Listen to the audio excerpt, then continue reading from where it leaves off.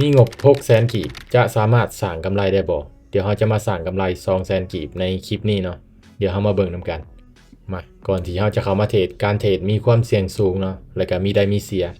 ภายที่สิเข้ามาเทรดหรือว่ามาลงทุนทางด้านนี้ก็ควรศึกษาให้มันดีๆก่อนจึงเข้ามาเนาะมาเดี๋ยวเรามาเบิ่งคลิปนี้นำกันเนาะจะเทรดเรียวๆให้เบิ่งเลยงบ30เหรียญเนาะเก็บกำไร10เหรียญงบ600,000เราจะเก็บเพียงแต่200,000เนาะมา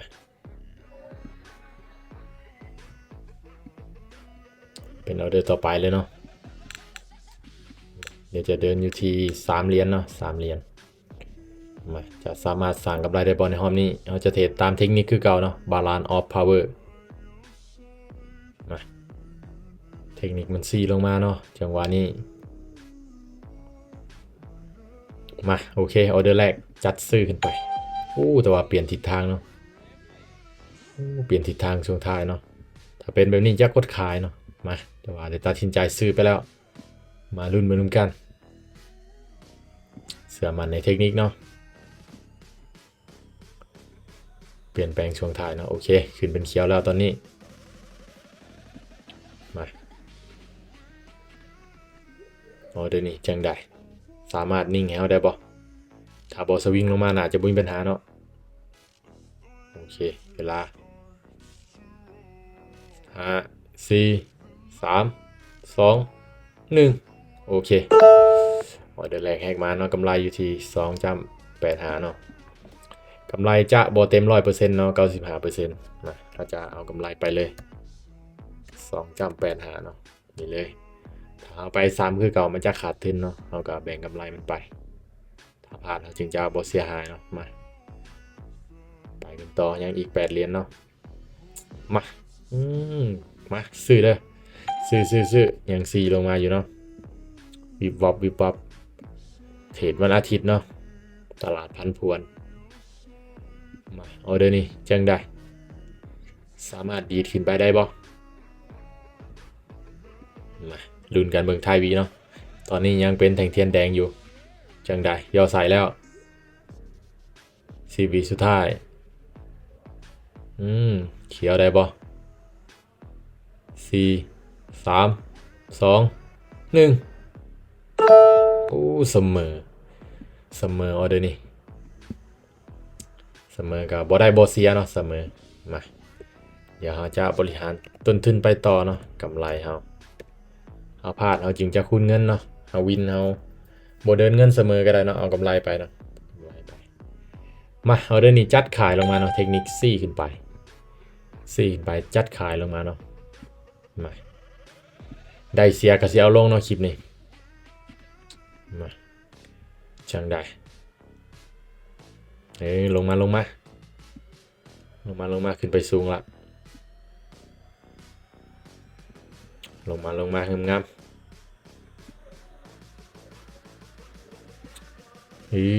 แหงดันลงมาแล้วแหงขายดันลงมาแหงขายดัน 100% เลยมาถ้าบอดีจ้าบอมีปัญหาเนาะเดี๋ยวนี้ยังได้แดงปุ๊บเสมอ2ออเดอร์ละมาไปกันต่อ2.85มาออเดอร์นี้จังได้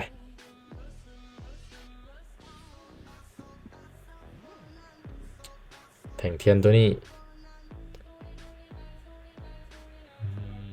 มาจัดขายลงมาออเดอร์นี้ขาย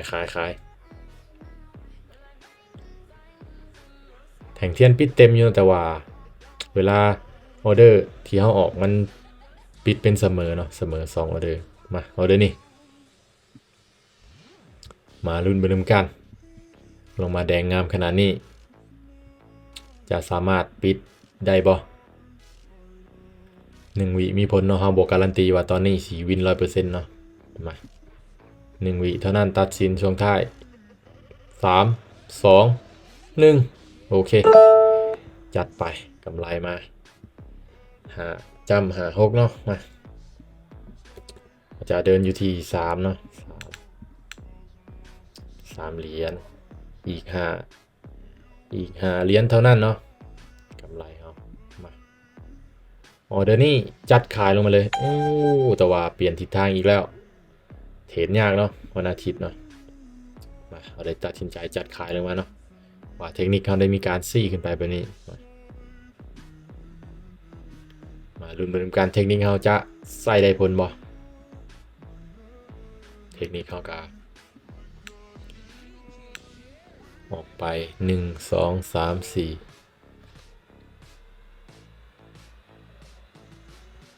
4ออเดอร์นี่เสมอ2วิน2เนาะยังบ่พลาดเนาะเทคนิคเขาออเดอร์นี่ก็เซ็นกันจัดไปโอเคกำไรมา8เหรียญแล้วมาอีกออเดอร์หนึ่งออเดอร์หนึ่งออเดอร์หนึ่ง